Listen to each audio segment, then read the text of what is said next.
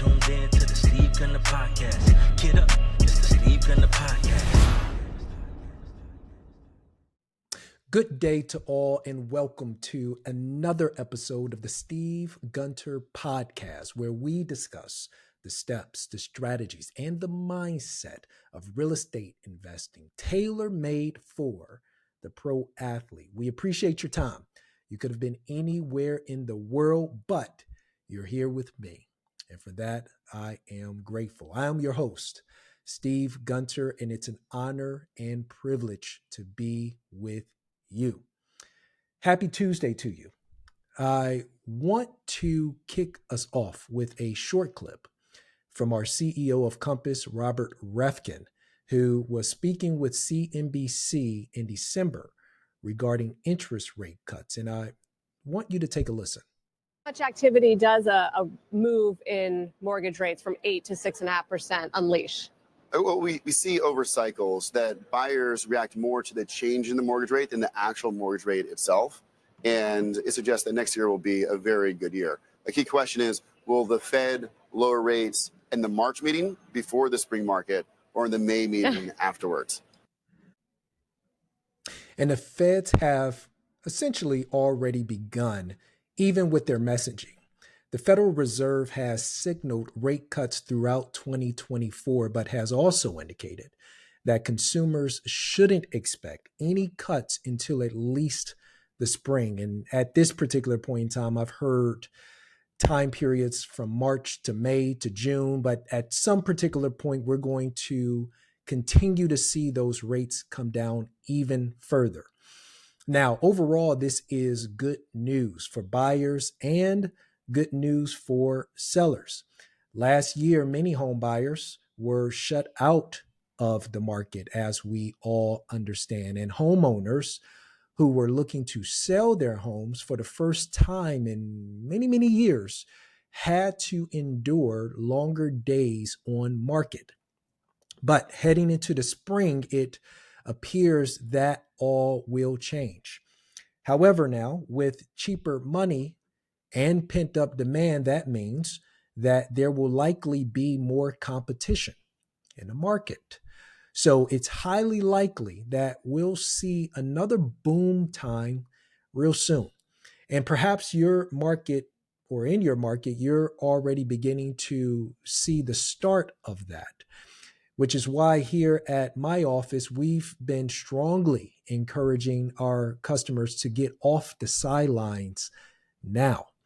Even if rates are slightly higher than what they will be, it's far better to enter the market where you're able to acquire real estate at a cheaper price than if you were to actually get the cheaper rate, but consequently have to pay a higher price.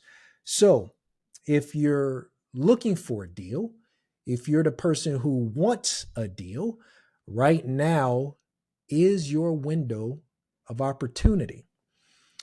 Moving into local real estate news, the people of Durham, North Carolina are going to see a new massive development sprouting up in the coming years. Meritage Homes just closed on 188 acres for $23.5 million.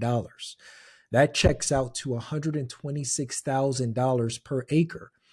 Now, this is great news for Durham, as it currently has the least amount of inventory in the Triangle. But to be clear, approximately when homes will come out of the ground, it's hard to say, and Meritage Homes have given no indication on when that might be. But I'm sure Meritage Homes is still a year, maybe two away from getting homes out of the ground. However, here's the thing that I noticed that I want to point out. If the new development is ready around 2026, 2027, that will place their new home inventory in position to serve the new Apple East Coast headquarters that is scheduled to start construction in 2026. Apple's move to the Triangle has already made a major impact within our area's infrastructure. If you haven't noticed the large amount of projects that are currently going on along the highway system, Apple has made quite the investment here in the Triangle market. But once their headquarters is complete, you can be sure that it will continue to boost the local economy even more.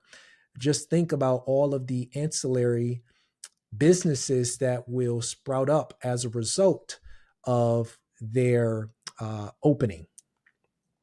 Now, Meritage Homes isn't the only home builder taking a large land position in the Triangle. The Pulte Group also recently closed on 119 acres just south of Raleigh for $14.5 million. And the Desco Investment Company, a local developer in Chapel Hill, also acquired 102 acres in Knightdale for a little more than $5 million. Actually, that sounds pretty good, like a really good deal that they got. 102 acres for only $5 million. That sounds promising. So plenty of movement currently going on in the Triangle.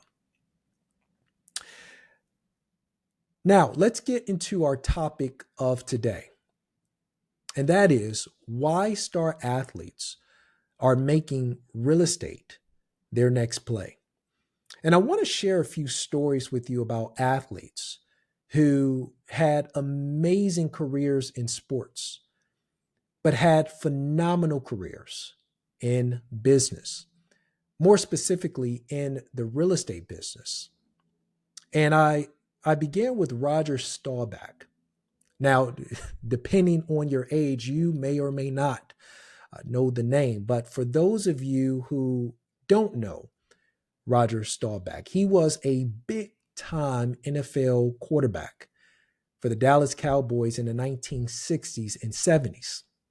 He earned the nickname Captain Comeback for his 23 come-from-behind victories in regular season and playoff games. He made 4 Super Bowl appearances and won 2.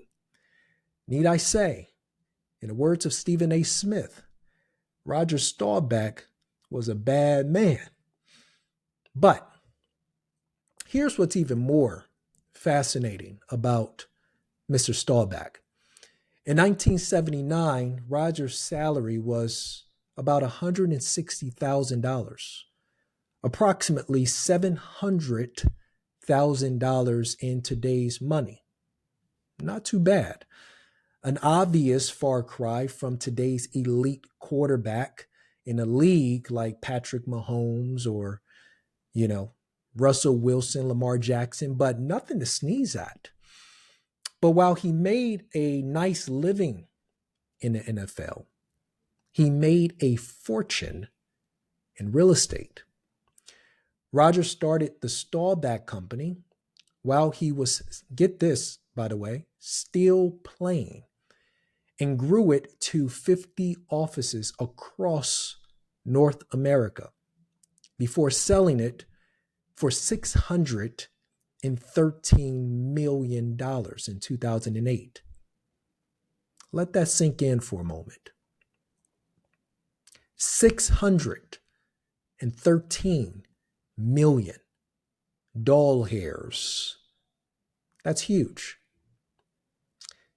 Another example, Basketball Hall of Famer Grant Hill. He was a 7-time NBA All-Star, a man with an extensive resume, having averaged 21 points, 8 rebounds, and 6 assists per game in his first 6 seasons in the NBA.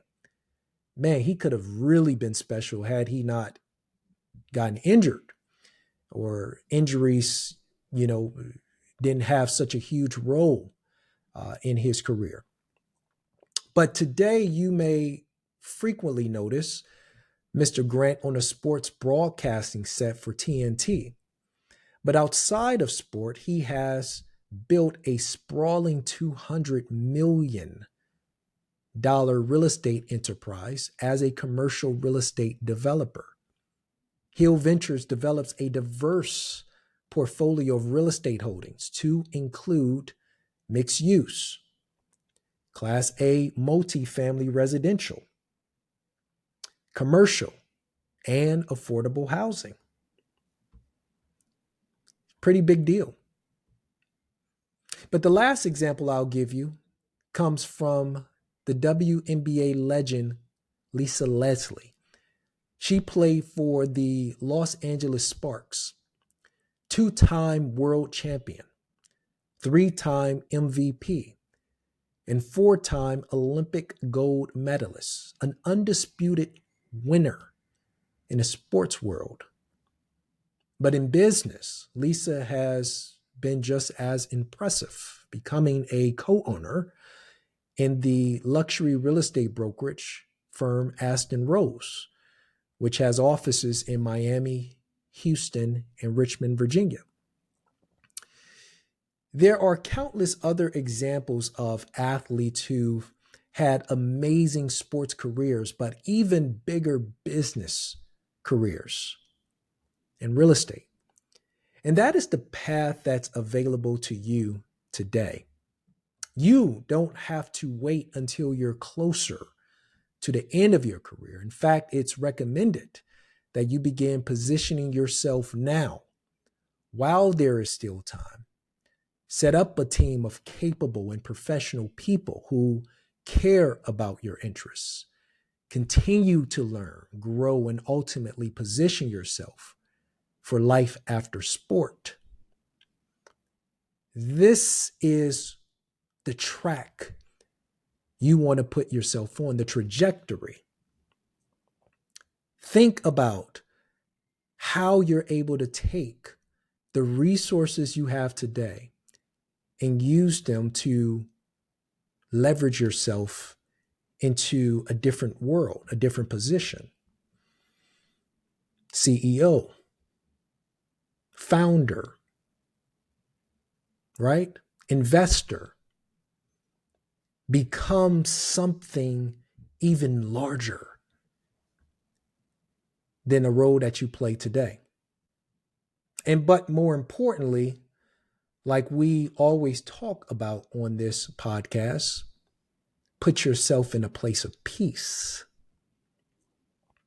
If you establish a road, a path today, imagine what your life will be 2 years from now, 5 years from now, if you're lucky to play that long. But just imagine it. It'll be something special, very special. So without further ado, thank you so much for dropping in to listen to today's episode. And until next time, be good, my friends.